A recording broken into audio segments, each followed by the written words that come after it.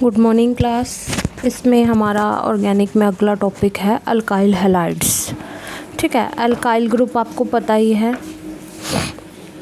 Alkane से आया है अल्काइल वर्ड, और हैलाइड्स मतलब हैलोजन्स। हैलोजन्स कौन से?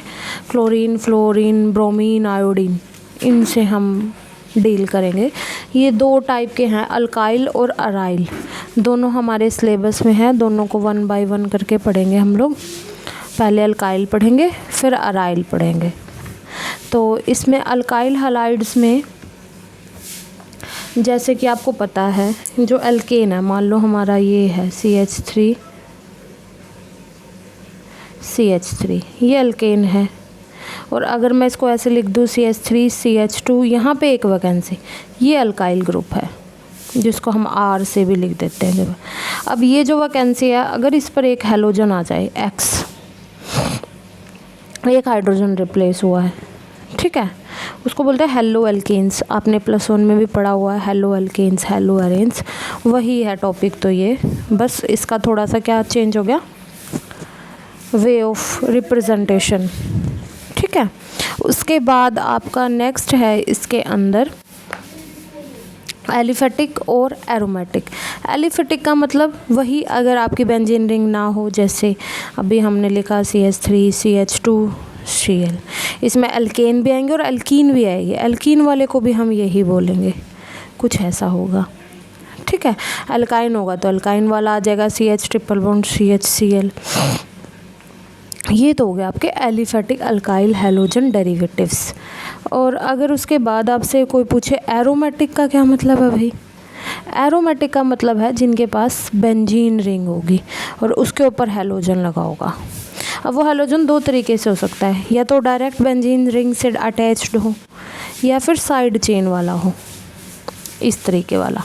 ठीक है, दोनों ही आपके क्या हैं, न्यूक्लियर सब्स्टिट्यूटेड या aromatic halogen derivative.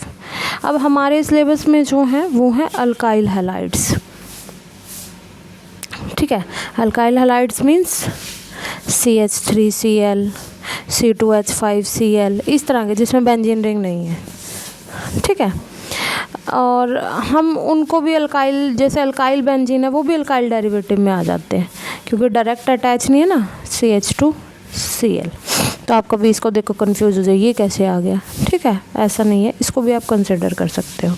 Classification 3 type की, प्राइमरी, सेकेंडरी और टर्शरी। कैसे बताते हो इसको? अगर प्राइमरी कार्बन पे हैलाइड लगा है तो प्राइमरी, सेकेंडरी कार्बन पे लगा हुआ है, जैसे प्राइमरी पे example CH3 CH2 Cl, secondary पे CH3 CH, यहाँ पे अगर आपका हैलाइड लगा हुआ है, ये 2 डिग्री है आपका, 3 डिग्री पे लगा होगा तो टर्शरी हो जाएगा। तो 3 टाइप के आपके अल्काइल हैलाइड्स की क्लासिफिकेशन है।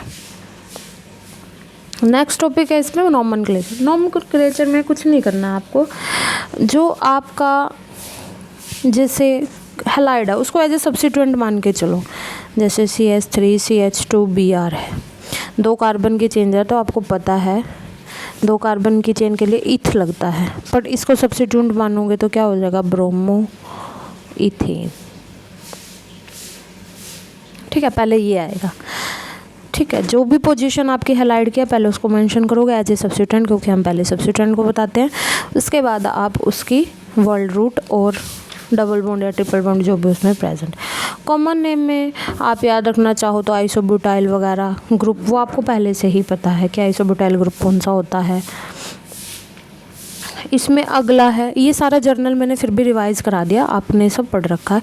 आइसोमेरिज्म वो भी हमने पढ़ रखे हैं। चेन आएगा एक इसमें, एक आएगा इसमें पोजीशन। अब किसकी चेन और पोजीशन? चेन में तो बस आपको याद रखना है कि एक तो स्ट्रेट चेन वाला है, जैसे ब्यूटाइल, ब्यूटाइल मतलब CH3 CH2 CH2 CH2 Cl। अगर प्रोपाइल ग्रुप लगा दे CH3 CH CH3 CH2 Cl, ये 3 कार्बन की चेन है, ये 4 कार्बन की चेन है।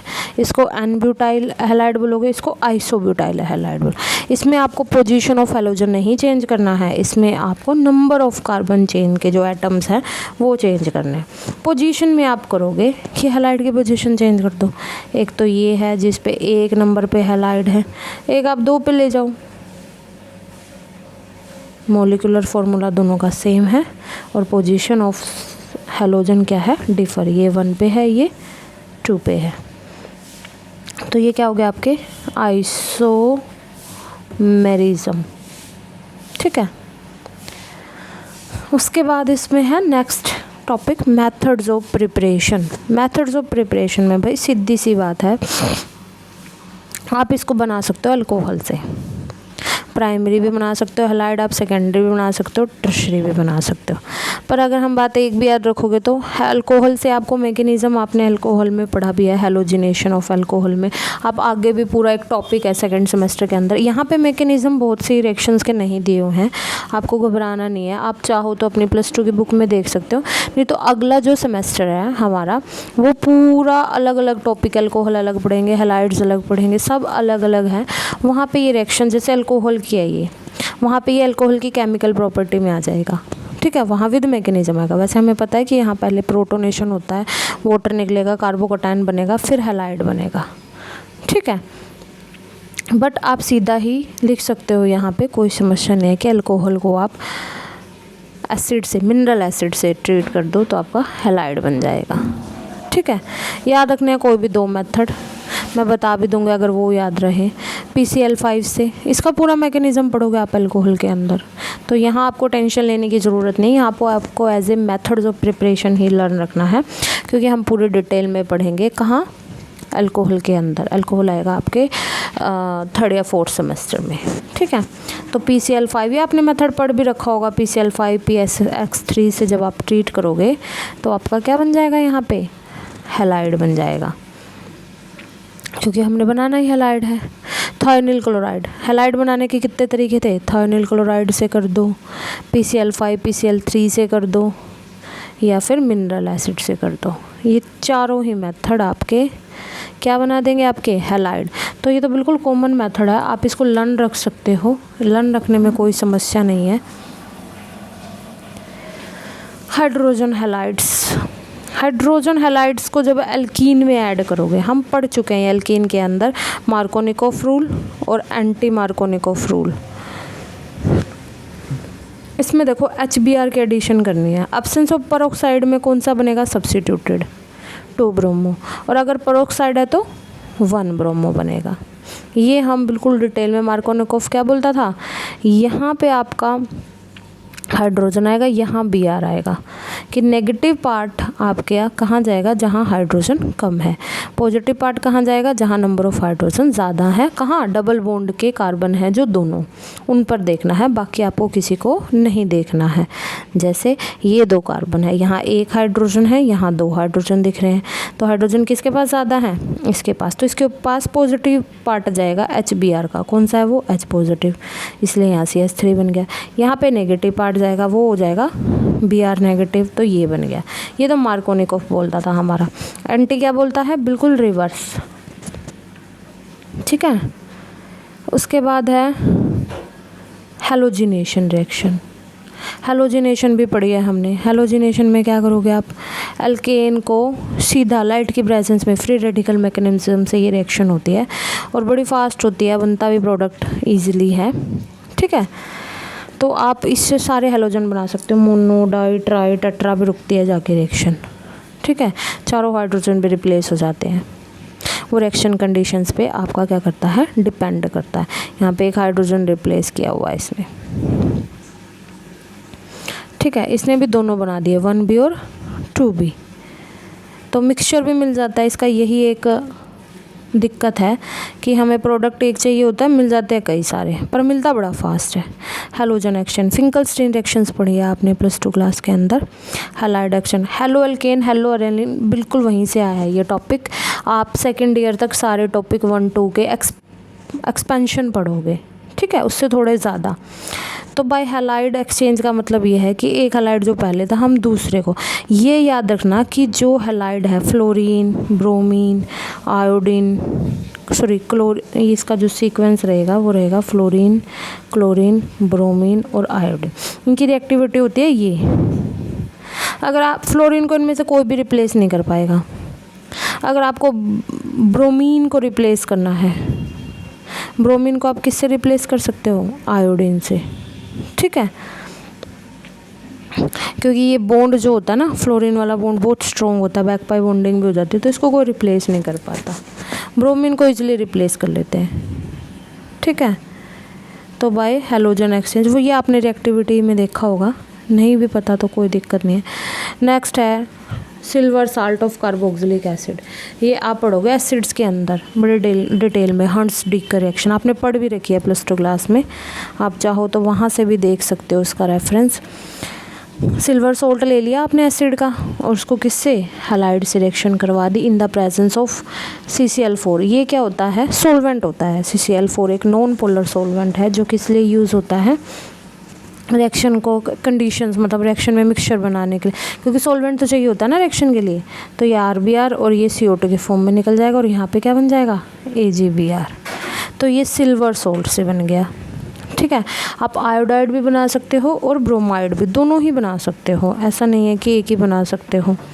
तो ये अपने मेथड्स ऑफ प्रिपरेशन इसके कंप्लीट हुए। हमने आज के लेक्चर में क्या पढ़ा, नोमेनक्लेचर पढ़ोगे आप, आइसोमेरिज्म पढ़ोगे, और इसका जो बिल्कुल शुरू का ही बताया है, क्लासिफिकेशंस ऑफ हैलाइड्स और methods of preparations of halides, structural isomerism, और अब इसमें फ़िज़िकल प्रॉपर्टी। अगर मैं फ़िज़िकल प्रॉपर्टी की बात करूं तो फ़िज़िकल आपको पता ही है कि ये वैसे ही हैं हमारे जैसे अल्काइल ग्रुप्स हैं, ये गैसेज ही होते हैं। अल्काइल हैलाइड जैसे मिथाइल है, क्लोराइड, ब्रोमाइड है, मिथाइल, इथाइल क्लोराइड है, ये सारे क्या हैं, कलरलेस गैसेज होते हैं।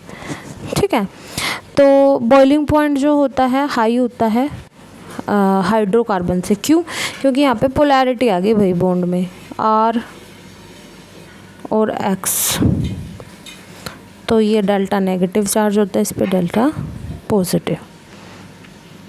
वैसे भी हैलाइड्स का मास ज़्यादा होता है। बॉइलिंग पॉइंट किस पे डिपेंड करता है, मास पे। सोल्यूबिलिटी ज़्यादा हो जाएगी, ये जो चार्ज होगा, चार्ज हमारा सोल्यूबिलिटी पे डिपेंड करता है। जितना सेपरेशन ऑफ चार्ज होगा उतना ज़्यादा सोल्यूबिलिटी होगी। ठीक है, सोल्यूबल तो होने चाहिए। अब हम अगर बॉइलिंग पॉइंट की बात करें तो बॉइलिंग पॉइंट तो ऑब्वियस है, इसका हैलोजन का मास ज़्यादा होता है, तो जो हैलाइड्स हैं वो कॉमन जो आपके एल्कीन्स हैं उससे ज़्यादा क्या होंगे, उससे ज़्यादा बॉइलिंग पॉइंट होगा इनका। ठीक है, और सोल्यूबिलिटी की बात करें तो पोलर नेचर तो है इनका। आप कहोगे कि मैडम पोलर नेचर तो इनका है, कैसे, RX delta positive delta negative, तो ये तो वाटर में सोल्यूबल होने चाहिए, बट ये वाटर में सोल्यूबल नहीं होते। रीज़न, ये हाइड्रोजन बॉन्डिंग ही नहीं बनाते। वाटर की सोल्यूबिलिटी के लिए एक ही कंडीशन है, हाइड्रोजन बॉन्डिंग। तो ये हाइड्रोजन बॉन्डिंग नहीं बना सकते, तो इसलिए ये वाटर मॉलिक्यूल में सोल्यूबल नहीं होते। ऑर्गेनिक सॉल्वेंट्स में ये सोल्यूबल होते हैं। ठीक है, तो ये इनकी फ़िज़िकल प्रॉपर्टी है। आप लोग यहाँ नेक्स्ट टर्न पे हम लोग इसकी केमिकल प्रॉपर्टीज़ के बारे में पढ़ेंगे, विच इज़ वेरी इंपॉर्टेंट। तो थैंक यू सो मच, आप लोग यहाँ तक कवर कर लो।